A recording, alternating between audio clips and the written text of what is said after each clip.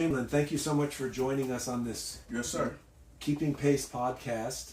Really do appreciate. We're at the Cap Alliance venue, the summit in a beautiful ranch in Malibu. And you are representing PCS. Family Services. That stands for Project Care Family Services. Terrific, terrific. Thank you so much. Tell us a little bit about that organization and what you do for the organization. I am a reentry manager at PCS Family Services. It was opened over 36 years ago by my CEO mother. He is in his late 70s now, so he picked up the organization when his mom passed away. It's kind of like passing the torch, so I'm helping to build it out. Terrific. And what do you do for the organization? So I help people who's been incarcerated get expungements, employment. We do have a job readiness where we work with a lot of the workforce organizations for warm handoffs. Fantastic. How do you work with Cap Alliance? So it's really my resource pool. Anytime I have a resource and I'm trying to link to a particular client and I can't find it, I know I can find it in the LA Cap Alliance, in all of them, no matter where I'm at. Is your office in LA? Yes, we are co-located in Pomona, Los Angeles, Long Beach, Altadena, San Bernardino, and Moreno Valley. Oh, terrific. Oh, wow. And how many employees do you have? We had 31. Okay. I think. Okay. What are your biggest challenges that you deal with on a daily basis professionally with this organization? One of the things we're trying to enhance or collaborate is the housing piece. That's like one of the major challenges that we've been having. And any particular ways in which you're having some success at overcoming those challenges? Well, that's a good question. I would say JCOD, Justice Care Opportunity Department, has been a real acknowledged and a supportive linkage. So I try to warm hand off 90% of our clients to JCOD for housing support. What brought you to this field of work? That's a great question because when I got out of prison 6 years ago, I wasn't thinking about helping people. I wanted to become a drug counselor because my mom died from drugs, and eventually, just as a stepping stone till I figured things out. But fortunately, it went into another direction. I used to go and help my clients, and I had a hard time getting the resources. So I used to get frustrated with organizations that advertise what they do, and then when I refer them a client, they don't do what they do. So I used to take off work and volunteer and got involved in these communities so that I could find a good connection for my clients. So that's where it's insinuated from. Okay, fantastic.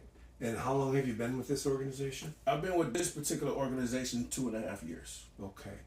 And how much time, if you don't mind, did you actually spend in prison?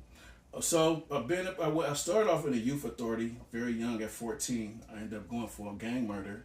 And then when I got out in my 20s, I've been to prison 7 times. I've been out 5 years now. Okay, terrific. Terrific. Oh my gosh. What amazing life experience that must help you tremendously in your clients identifying with you, and it must give you a tremendous amount of credibility with them. It does. It does. I realized doing this round right here that people have a voice. So my job is to put people's voices at the table. I'm also commissioner for Long Beach for the advisory board for the lived experience, that's housing.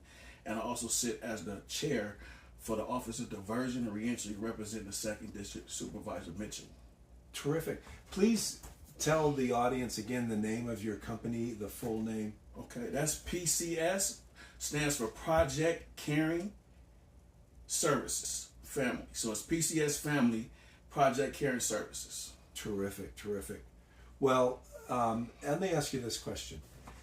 Somebody coming into this business, this industry, that is looking for some really good advice, that wants to help people, what would you tell them? Looking to make a career out of this. Get involved. Get involved. Like I said, when I never thought I would become a commissioner. That wasn't nowhere on it. But as I got involved, they have what's called transferring skills. What I've noticed in this professional world, my networking was my transferable skills. So I would say get involved and find something that you actually like doing. I'm a drug counselor by trade, but I don't do drug counseling work anymore. But but I work in the field. So it just opened up doors to different pathways of success for me. Terrific, terrific. Do you see this as something you're going to be doing for the rest of your career? I do. You do. Fantastic. I see myself. My goal is to become some type of public servant. I think a lived experience governor would do good. A lived experience mayor would do good. And I just feel like for California, we're lacking that. Okay. And if you could give some advice to somebody, man or woman, who is 6 months from the gate, what would that advice be? Link the 5 keys should be your first priority when you come home, and link up to your local workforce center in the Department of Rehabilitation is what I would recommend them. I always tell people, wherever you're located at, locate the local workforce department, because if you're looking for employment, it's going to start there. Trevion, thank you so much. I really, really appreciated meeting you, and you have a lot of energy. I can see why your transferable skills they're fantastic. That networking, and all the best of luck to you. Thank you. I appreciate it.